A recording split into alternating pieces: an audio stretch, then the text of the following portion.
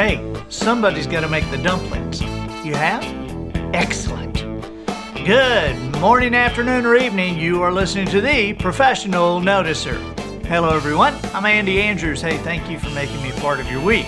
My purpose here today and with every show we do is to play the part of a best friend or a coach. I want to help you live the life of your wildest dreams by giving you access to the greatest mentors the world has to offer today. This week, the Professional Noticer is sponsored by Books for Veterans. The Veterans Administration in Washington, D.C. has asked for 10,000 Andy Andrews books. I'm personally donating as many as I can, but to reach 10,000, I need your help.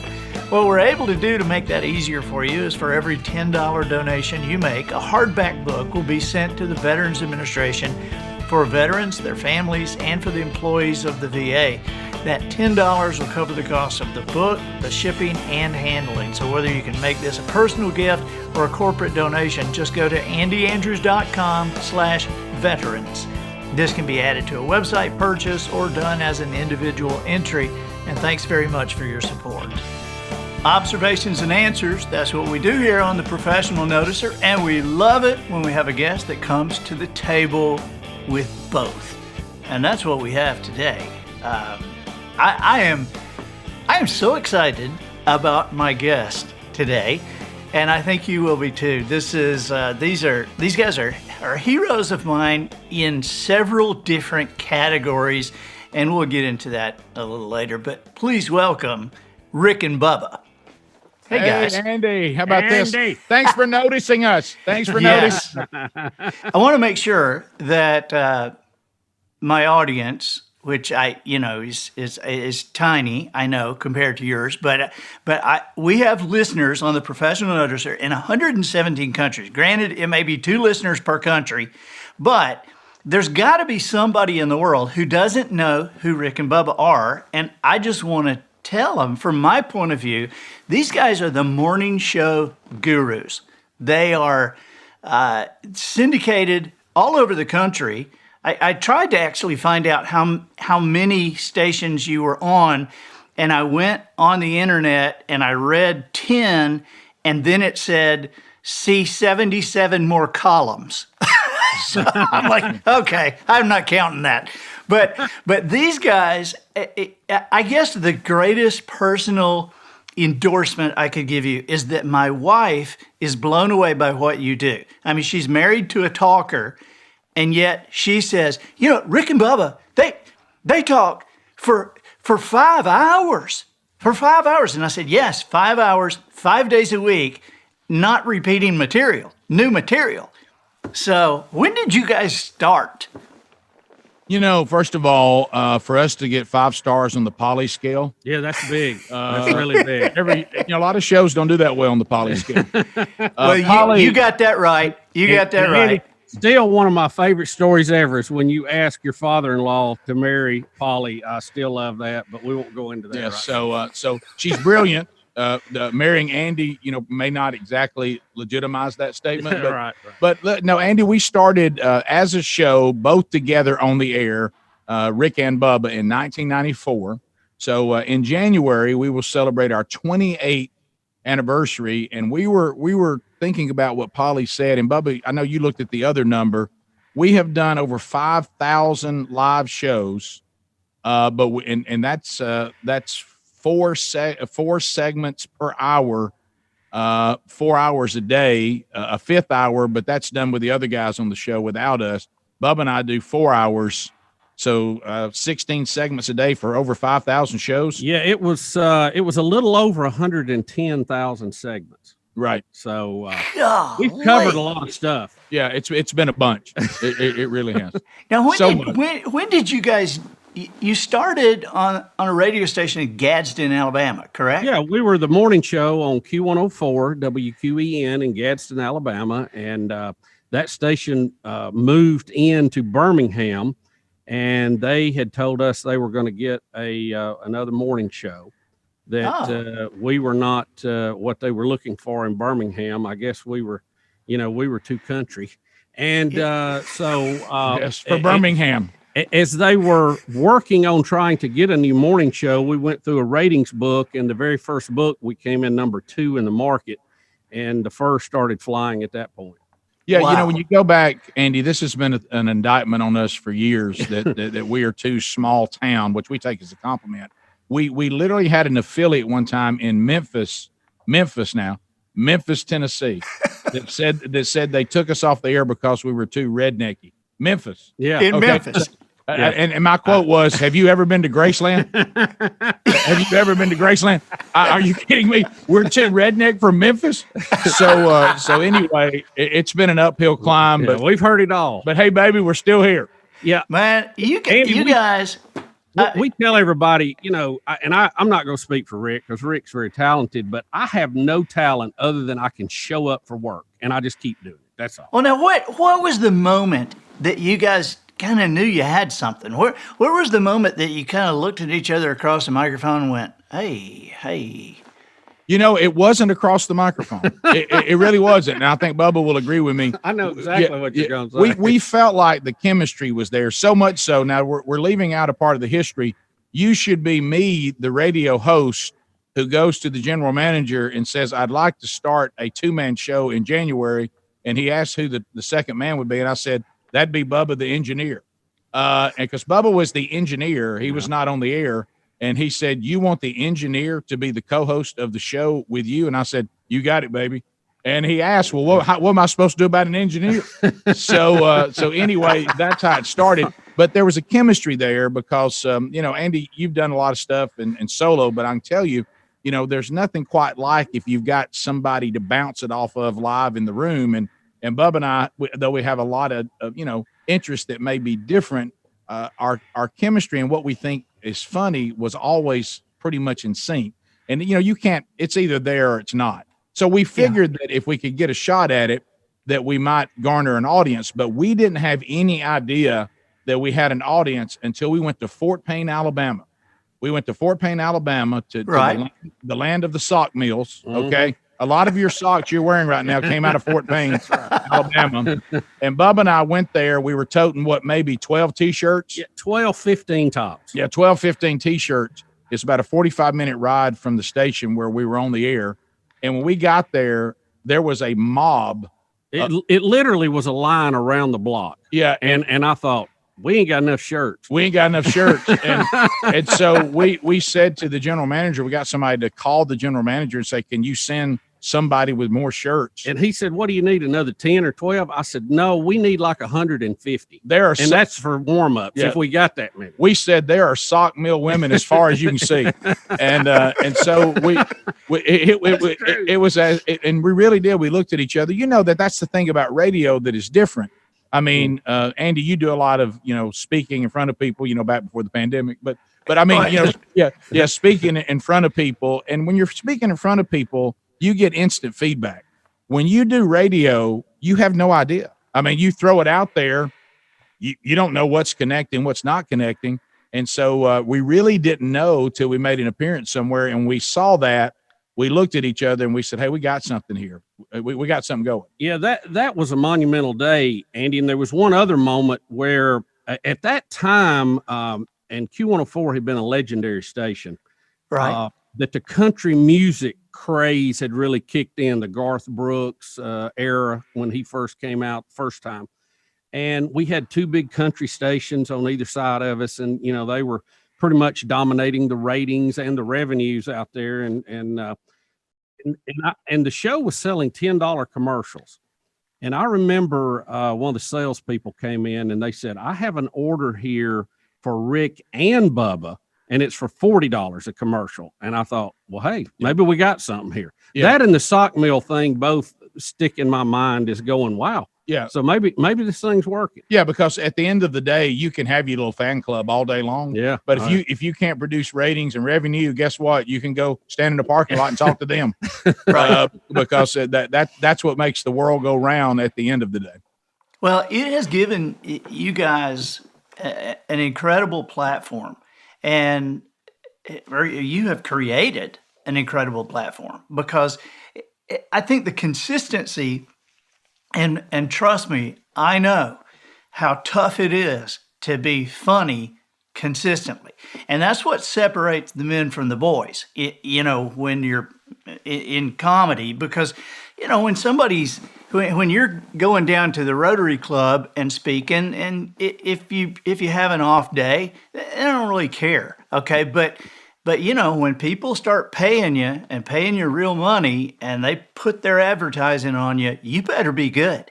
And I have been able to turn you guys on at any time, just driving down the highway or in the morning, and putting on, and you guys just don't miss. And you can take the littlest thing and turn it into 15 minutes of gold. Yeah, and I think that's when we realized how to do the show. When I first started out, I was trying to, I always wanted to do radio growing up as a kid, and I wanted to get on there and create some persona on the air, because there was a lot of people who did that were very talented at it, and I really loved that as a kid. But I wasn't as talented at creating a fake persona as they were, and it came across as not genuine and trying too hard and fake. And we were trying to figure out, what would work. And we found that really, Southerners have always been known to be, great conversationalists. Right. And so we started realizing that the show would probably be more successful, and it felt better if we would just be who we are, warts and all. And as you said, Andy, talk about the things that everybody's talking about. I mean, our show might have an entire segment on you won't believe what happened to me at Walmart, or how about this? So what candy bar do you like? And so, I mean, right. And then we could do another segment that is talking about, deep political opinions. And then the next segment, could be about sports. And then the next segment be about deep theological questions from the Bible. I mean, right. that's 1 hour of the show, where Seinfeld was a show about nothing. Ours has always been a show about anything. And Bubba said this in recent interviews, and I agree. And I think that's why we're still on the air, because you don't ever get tired of doing what you're doing, because there's enough variety. Yeah, I think one of the keys for us doing the show this long, and trust me, Andy, there's been people much more talented than us who just could not get up and come to work every day. We realize that. So we're going to say that's our talent. But I think the thing that helps us, we cover so many topics. It keeps it interesting for us. If we only did political talk every day, I think we both would have jumped off a bridge. Yes. Oh, yeah. If we only did sports, we would be completely burned out. If we only did this, only did that. But, we're talking different genres all day, and I think that keeps it fun for us. We may be throwing biscuits off a building or talking about spiritual issues. So it's not always conducive to the radio business for that, because they like to put you into a category on that type of station. So I've heard I've heard it called different things, but we just cover what you cover when you're sitting on the back porch. And sometimes that's a whole buffet of issues. Yeah. Yeah. And I think that's where the brilliance is, but it's also where radio to this day doesn't get you guys. Right. I mean, and it's just like, I don't think the publishing people get me, but I think that with what you guys do, you can, and laughter is universal. You guys make great use of laughter, and I'm separating that from funny, because in the studio, you guys make great use of laughter. There's no and I guess I'm describing this for people who haven't seen you or on the television feed or listen to you on the radio, but in the studio there is an absolute lack of arrogance by Rick and Bubba, and everybody who walks in, they're a part of the deal. I mean, it's like, Speedy became this just star, right? And, your brother, Rick, and the interns. People still talk about Don Juan, and he's been gone for years. Yep. And so there's so much that goes on that is able to produce audible laughter. I mean, you guys just have a room of craziness going on, and it's just compelling. Well, I think it goes back to it's similar to what you do, Andy, but just not as done as well. Because we say that we've made a living off low expectations. Yes, you see us, you hear us, and then when it's done, you go, you know what? That wasn't as bad as I thought it would be. Right, and that's our goal every day. That's our goal. Never set those expectations. But you were talking about all the different because we literally look at everything, and I know this sounds a little bit like noticing, but we take Mickey Dean, God rest his soul, wonderful Southern storyteller, comedian, friend of ours for a long time. He just recently passed away. And he had the line that it's very similar to what you're saying, just in a different way, Andy, with your thing about noticing. He said, really, when you think about Southerners, we don't write comedy, we just report it. Yeah. And so what we're doing is when an intern walks in, is there something here that could be potentially funny or interesting? The members of the show, I mean, most shows would say Speedy's a producer, Helmsley's an IT guy, Greg's supposed to make sure that the commercials are recorded and put in the system, and Adler's the guy that handles all the streaming and all the ways you can see the show and getting the content out to the people, but you would never hear from them. Well, we don't see it that way. We look at everybody on the team as being able to bring something to the table that can make the show funnier or more interesting. And so we're constantly looking around for bringing somebody over to the mic and engaging them. Now, are you guys still putting out a best of CD every year? Mm-hmm. Yeah, we try to. Yeah, we've got, as a matter of fact, the one coming out this year is in the process right now. We've been putting them out every year since 1998, and we did cassettes even before that. Yeah, all the way back to 94. Yeah. Well, I got to tell you, those things, they are just pure gold. I mean, when you take that many hours in a year and compress it to a 60 or 90 minute section, I mean, I listen to these things and re-listen to them. We listen to them when we're in the car, and I have to like press my cheeks, man. I mean, you guys are just kill me. I remember the one where one of you guys went to a zoo, a drive-in zoo. Oh, yeah, I remember that. And I remember the time you guys did a on Speedy, you did a zap. What is that thing? A taser. A taser. Yeah, we tased him. Yeah, my mom tased him live.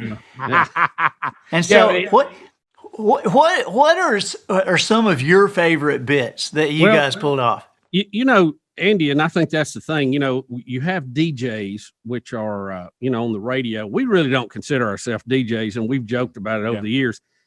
I think we're more situational entertainers. Yeah. Right. And that is just being able to make fun of any situation that comes up, which somehow might not be a good thing. But we've had a lot of fun over the years, and the Willie and Wanda segment always gets a lot of talk. Wow. And what's funny? We've been doing the show so long that some of the things we talked about is not politically correct anymore. So, I don't know how you handle that. I mean, you can't go back and rewrite history because it was recorded, but there's some words you can't say anymore. Yeah. It wasn't a bad word then, and now it's frowned upon. And you've asked about one of my favorite segments, and one of them features a word you can't use anymore, about Bubba being at a concert with someone that was not large in stature. Yeah, small in stature. And the opposite of being tall.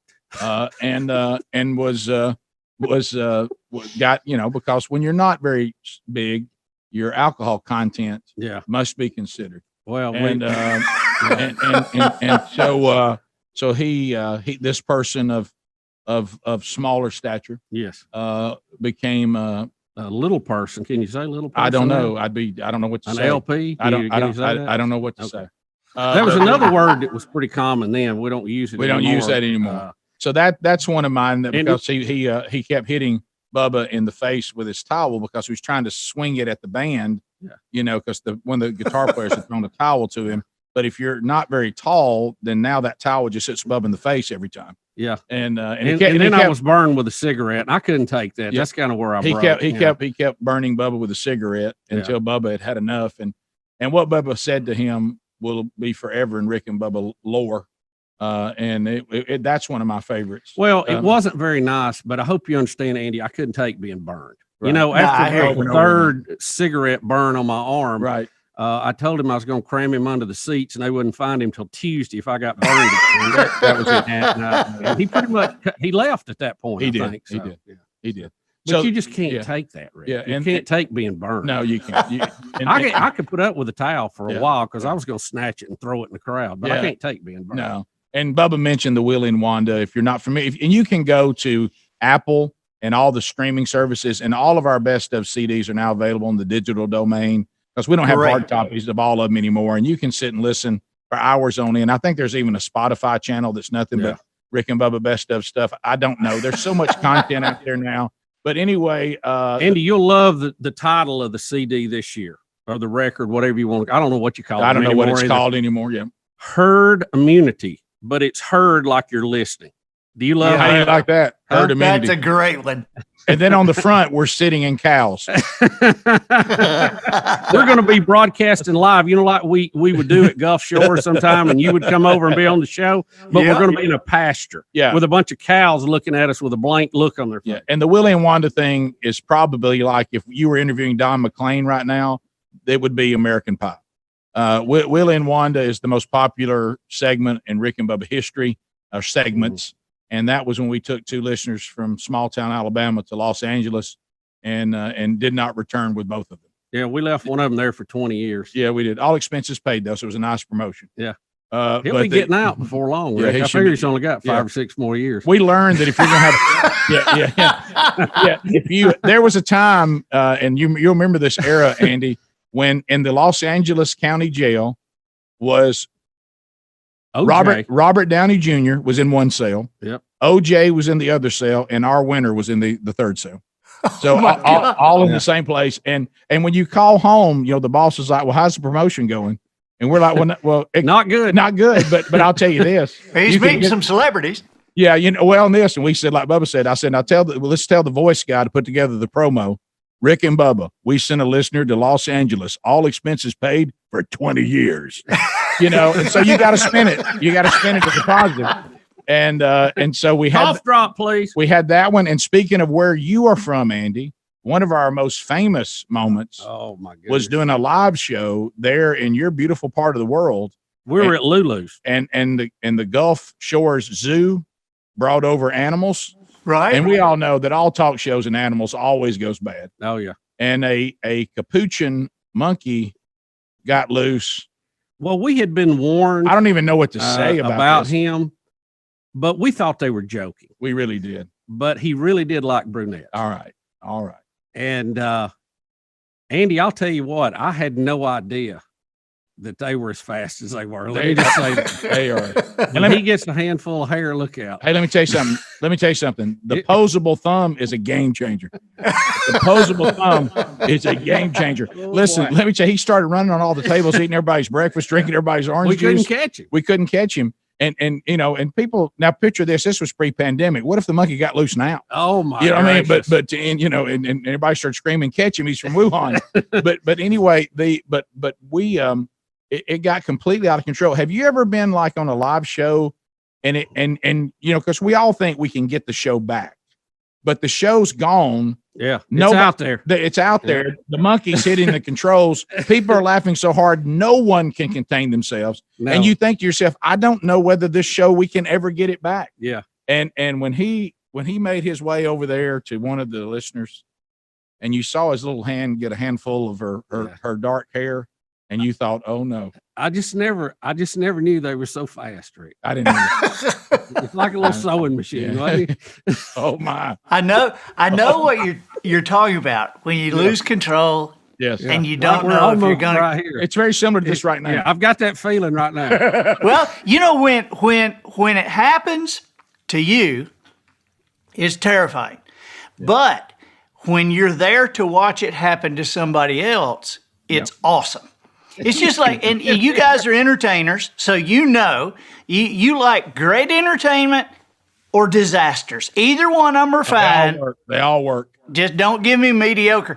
I was on Nashville Now one time, and I'll make this fast, but I got to see a disaster happen to Ralph Emery, which he caused most of them. that's good. But this was it was a Jimmy. Who's the guy, the trainman from Mississippi?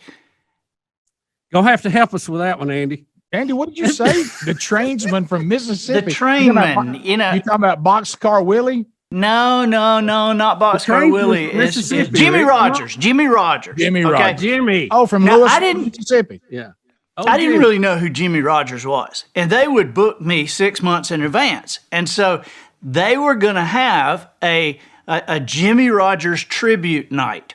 And so I was going to be there, and they said, you come on and you do your comedy and just move to the couch, but we're going to keep you. So Minnie Pearl is there, Roy Acuff is there, and Mr. Roy is getting kind of old, okay? And I mean, you see Mr. Acuff one time, and he'd go, Andy, I love what you do, son. That joke you did the other night, that was great. And then next time you see him, he might say to you, now tell me your name, son. What do you do? Right, yes. Right? Oh, yeah. And so he was in that. It's not near as funny as that used to be. No. Yeah, as we get older. So he was in that area, okay? And so Jimmy Rogers was evidently this legendary country music person, and they flew in 50 of his family members to sit on the first row. And there's a studio audience of about 1,000. And so Minnie Pearl is the first guest. And so Minnie goes on, and, Ralph says, Minnie, what are your memories of Jimmy Rogers? And, she's going, oh, Ralph, I remember, we'd stand outside in the alley with Hank, and, and it's just telling stories. And so then I come on, and I move over the couch, and Ralph says, well, Andy, I know you probably don't know Jimmy. I said, well, I do. I'm aware of who he is, and I'm honored to be here on this night, And then they moved off of me real quick. And then Roy Acuff comes out. And so it's Ralph, Roy, me, and Minnie Pearl. And Ralph says, Roy, what are your memories of Jimmy Rogers? And Roy Acuff says, well, I never liked the man myself. And Minnie is going to try to save it. So she leans over and she goes, oh, Roy, you don't mean that. He said, I do mean it. The man was mean as hell. Let me tell you what he did one time. And we were off and running. I was loving it. Yes, that is so good. That is so good. And today did he do it while he was yo-yoing and walking the dog? Yeah, at the Ryman Auditorium, there is a bronze life-size thing of Roy Acuff and Minnie Pearl sitting on a bench together. And every time I go up there, I sit in between them. Just imagine that again. That's fantastic. So, that is fantastic. Where do you guys see this going? I mean, because you're never out of material. I mean, COVID is a bad thing for everybody, but as far as material goes, oh my gosh. And so you guys have extended your voice because you've created platforms outside the show, and you have influence. I mean, I'm amazed every year when Yellowhammer News does the most influential people in Alabama. You guys are always on the list, and it's just, I mean, you have gone from comedy into real life, personal real life, and Rick, I would be remiss not to mention this, but it was several years ago when your son Bronner died, and he drowned in a swimming pool. Yep. And everybody that watches the show is aware of this. And I remember I knew it wasn't like you guys, but I was gut punched, and I told Polly what had happened, and we cried, and I just imagine everybody associated with you guys felt that. And then Rick, you spoke at Bronner's funeral, and people can still see that on YouTube. And it was one of the most moving things. And then here's the last thing I'll say about this, and maybe Bubba can comment on this, but it was maybe 5 or 6 years after Bronner's death that your wife, Sherri, wrote a book, and it's called Bronner. And when I read that, I was very aware that I had read things from parents who had had tragedies before, and most of these things were done in the wake of it. And I felt like, nothing wrong with it, but I felt like most of those have been done as a process of their own healing. Yeah. And yet, Sherri waited to write this book. And the book is the very best I have ever seen to be able to give to people who are going through a heartache, because she allowed some time to pass and she was able to give such incredible perspective on that situation. And so I hate to bring up anything. No, that's right. If you look at the history of the show, I mean, that's one of the most traumatic events that we all went through together, not just our family. We all went through it because we're all family. And, then there's the whole, what's going to happen to the show? And, how do you ever go back to the show? And if you do a comedy show, when is it funny again? And so, but yeah, on that note, and Sherri took 5 years to write. She would write a little while, put it down, write a little while, put it down. It was a grueling process. But like you said, if she writes it right after it first happens, and you said this in your review of the book, which by the way was very, very kind, and you certainly understood it, and you had some very kind things to say. But if you do that, and there's nothing wrong with that, and you said this, you usually come away with those kind of books going, well, I'm just glad that didn't happen to me. But this book is not attempting that. It's trying to go much, much deeper and really put light on something that has never been kept from us, that God has never been silent on these things. Well, where's God and all this? Well, I thought God loved us. Well, when you say those kind of things, I don't mean this cruel. It usually means you haven't taken much time to read what God has to say about himself in these things, because he's not silent on it.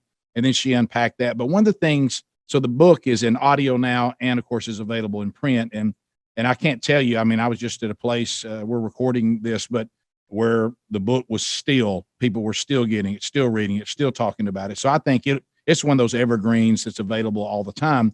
But the interesting part about the YouTube and the eulogy is that I wasn't going to speak at the memorial service. I was just going to thank everybody. And our pastor gave me a few years ago, he said the message that was never delivered, he was prepared to do the message. And so when I got up and talked and got down, I was, Sherri was there, and we were kind of just like, what was that? And certainly it was from the Holy Spirit. But here's something interesting about the history of the show. When Bronner was born was the year that YouTube was invented. We'd never even heard of YouTube. We didn't know what it was. And so we had an IT guy, a different one at that time, Chris Molesky, and he kindly said, well, look, I'll, I didn't know this was going on. I'm going to come over and shoot this memorial service so the Burgesses will have it. When they get back and everything clears from the grief, they may look at this as something that's comforting. So in those times, you can only put 10-minute clips on there, and the message was 30 minutes, somewhere around that. And so he decided that he would post it. We didn't even know anything about YouTube. And so God building up this moment that he was completely in control of. So that thing goes on YouTube, which we'd never heard of. And it was the #1 most viewed video in the world that week, because here's some guy who co-hosts a radio show whose son died, and he's talking about it at a eulogy. And whether we like it or not, people, no matter who you are, go, well, let's look in here and see what this is about. So there were people that came to know Christ in the room. I think it was somewhere between 200 and 300. And then there's been tens of thousands all over the world. And so you think about that moment in time that there was access to a platform that we didn't even have, and how God used that. And then the deal that the way Bubba and Speedy and the rest of the guys, I can't imagine what it was like for y'all to have to come back on that day after it happened. While I was away, I can't even imagine what that day was like for you guys. Well, and two, overall, Andy, I've told Rick several times, I said, I call it a circuit breaker event. You only have one or two of those in your whole life, usually maybe three if you've had a lot of tragedy. But, I felt like we were all growing and walking with God like we needed to. But, and I think in your mind, and I think this is wrong, by the way, but I think you begin to feel like I'm acting and I'm doing the things I should do, so I get a reward for it. So, the show was growing during this time tremendously. We were adding affiliates, platforms, TV, and everything is just rolling your way. And then this happens, and you go, no, wait a minute. Why did this happen? What did you immediately started thinking, what are we doing wrong? Where did we miss something here? Did we run a stop sign that we were supposed to see? And it really kind of resets you like a circuit breaker does, where we go back and say, look, we didn't do anything wrong, but this is the world we live in. It is a fallen creation, and there's going to be something that comes out of this positive too. But it was, it was a tough circuit breaker moment for all of us. And, but I've told Rick and Andy the morning before we went back on, we'd had some conversation briefly on the phone. And, I drove around that morning. I left a little bit early and was just literally driving around town in the dark, and just felt such a positive feeling from God about the whole thing, that a lot of good things was going to come out of this, and that we needed to show everybody that our faith was real. It wasn't just based on conditions. And, right. and of course, Rick and Sherri led the charge on that. So I hope that people saw what we were talking about, and what we're talking about now is a real thing. It wasn't just based on everything going our way. I think they did, and I think they still do. That book lives on, that video lives on. You guys, your willingness to discuss this still, Polly and I have a friend whose grandchild just died in the same manner. And so it's tragic, but to know that God is in control, He can take the worst and make it the best. And to know that through those trials, you guys were faithful and have created tools for us to use during these crazy times. And so I got one last question. All right. One last question. And that question is, where do you look at your career and you're most surprised about? You kind of thought it was nothing, and it turned into something huge. I mean, where's the biggest surprise that you guys have had? We expected it to be nothing, but it turned in, like I would even think that maybe the whole show. Yeah. No. I'm not that you expected it to be nothing, but you expected it to be just normal in the flow of things, and then it turned into some big deal that you had to turn and feed and pay attention to. I think the one of the more surprising things that happened, and of course it may not be the best answer to this, because it did not continue, but not because we just couldn't continue it, is Fat Fest. We were piddling around on the show, and we were always coming up with these ideas of trying things, and we started thinking to ourselves almost like a Rick and Bubba fan convention. And there's an amphitheater here in Birmingham. And of course, none of us, this is the way we've always done things, completely opposite of the way things should be done.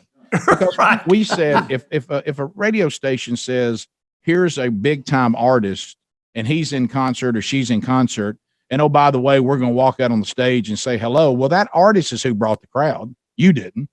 Okay. So what we were saying is, what if we dared to do an outdoor event that had comedians, bands that had been on the show, and the headline of that night would not be anybody that's ever been signed to a deal, but the headline would be our band that we've put together like a garage band, and we would act like we were headliners and do pyro, do original songs, release the one and only, original CD, Fat Chance, and we would actually close the show, and it would be a picture pitching the promoter, and I remember this. We're going to do an all-day concert that features nobody you've ever heard of. and they were like, what? And who's closing the show? Who's the headliner? We said, we are. You are. And I said, yes. And it's going to be our band. Some of the guys on the show, Rick's brother can play. They used to be in some bands. We're putting together this garage band that with Rick and Bubba as the co-singers in the band. And we're going to do that. And everybody thought it was absolutely the dumbest idea on the planet. And 8,000 people came from all over the country. Year after year. And it started, and finally we just decided we're tired of having to plan this every year. We quit. But I mean, it just got too big. But it was, that was probably the most surprising. Why would anybody want to do that and come to it? That was a huge success. And Andy, I don't really have a good answer to that question, but I will tell you something that happened during Fat Fest that was funny to me. I have no musical talent. Okay, let me underline that. I don't play anything. Which I don't makes sing. it perfect. That's perfect. I try to mockingbird a little bit, but that's it. And so, of course, in this scenario, they let me sing a song every time. Of course. Okay, I go from background to lead on one song. And I would pick out just a song I wanted to sing, maybe one from my childhood. Like I did the Partridge Family, I Woke Up in Love this morning one year. I mean, who picks that song? Right. So one year I had picked Billy Crash Craddock's Rub It In. Can you believe this? And the whole idea was I was going to be on a gurney. They were going to roll me out with a sheet over me. And I had two of our interns that had agreed to be the masseuse girls that were going to give me a massage while I was singing the song. But Andy, I don't know if you've ever tried to sing laying on your stomach if you're shaped like me. Yeah. And see, we never practiced it laying down. I would just sing it and we would go on. They put me on that gurney, rolled me out there, spotlights on, and I can't breathe. I mean, I am trying to, I'm like, if you're going to sing on a gurney, you better run through it. I mean, once. put it on your back, it was a great, we had a lot of fun. That was a song I remember my dad listening to on the AM radio when I was a kid growing up. So yeah, I always enjoyed singing it, but it's just stuff like that. We always had a lot of fun. Yeah. And so I remember standing backstage and this promoter that had promoted concerts, the biggest names you've ever heard in your life, Tony Ruffino. Yeah, the Ruffino family. And we're standing backstage and he walks over to me. He had no concept of the show. And this happened twice in our career that I can remember. And he walks over and he says, "Who are y'all?"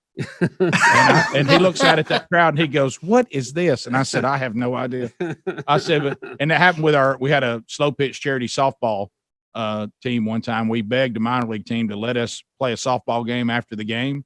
And the guy walks out in a minor league game on like an obscure night. The stadium is full and there's Rick and Bubba stuff everywhere. And he walks up the same thing. He goes, "Who are y'all?"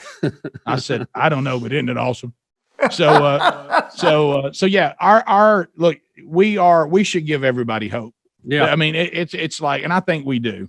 If don't let anybody tell you that you can't, if you feel called to something and it's something that you can't get it off your mind. It keeps you awake at night. That you think you're supposed to be doing something, but it doesn't seem to make any sense. Go do it anyway, unless it's against the law. That's right. That's right. And look, when you eventually quit anything, it's because you decide to do it. That's right. I mean, if people are telling you no, you can always just bounce around, try another way around it. But, and Andy, I'll have to tell you this too. We love having you on the show. Every time we know that you're going to be on the show, I am jazzed because I know we're going to have a good time, and we appreciate you, Yeah, bro. we have had a good time. So many times. Man, I appreciate you guys. And this, I got this watch especially for you guys. You can see the watch is almost as big as my head. Yes. But the watch has a special a special little application here, and it's one that is used at the end of concerts. And here, I'll use it now. Oh, what are you doing? it has a lighter built into it. A watch that has a flame comes out of it. It was a gift. I mean, it is fantastic. Well, it is hilarious to me. Since nobody smokes anymore. Yeah, nobody smokes anymore, but you can do it for concerts. Well, I used it in church one time when the preacher said something about hell, and I turned to the person next to him and I went like that. Hey, good. Thank you guys so much. You're You're such great friends, and I just appreciate you so much. Wish you guys the best, and we will all be listening. Thank you, Andy. Thank you, Andy. You got it. I'm Andy Andrews, the professional noticer, harnessing common sense and wisdom to plow through challenges all the way to an answer for you. And I think that'll do it for this week. Get us out of here, Matthew. So, ladies and gentlemen, and to the boys and girls who aspire to become ladies and gentlemen, we have reached the end of another episode of The Professional Noticer. In a world where common sense is not quite as common as it used to be, I'm harnessing the tiny bit of mental energy I have for you, seeking wisdom, making observations, and endeavoring to answer tough questions in a way that will empower your family and your business. I'm Andy Andrews. Until next week, goodbye. This episode of The Professional Noticer was produced by Matt Limpert. The Noticer theme, written and performed by Sugarcane Jane. Cherry bombs, provided for the cast and crew by Twinkle and Smoke of Beverly Hills. Additional financial consideration provided by monthlymusic.com. Have you ever needed that just right song? A song that fit perfectly with the time of year? You need to subscribe to monthlymusic.com. Only $39.95 and you'll receive a digital download of music to match the month. Here's the first year. January Friend by the Goo Goo Dolls. February Stars, Foo Fighters. The Mickey Mouse Club March by the Mouseketeers. Pieces of April, Three Dog Night. Maggie May by Rod Stewart. Rainy Day in June, Alan Jackson. 4th of July, Mariah Carey. August by Taylor Swift. September, Earth, Wind and Fire. October, U2. November Rain by Guns N' Roses. And If We Make It Through December by Merle Haggard. Log in now, monthlymusic.com, and you'll receive our free Days of the Week downloads. Monday by the Mamas and Papas. Tuesday's Gone by Leonard Skinner. Wednesday's Child by Paul Revere and the Raiders. Thursday by the Pet Shop Boys. Friday Night by Lady Antebellum. SATURDAY Night by the Bay City Rollers. And Chris Christopherson's Sunday Morning Coming Down, all for $39.95, monthlymusic.com.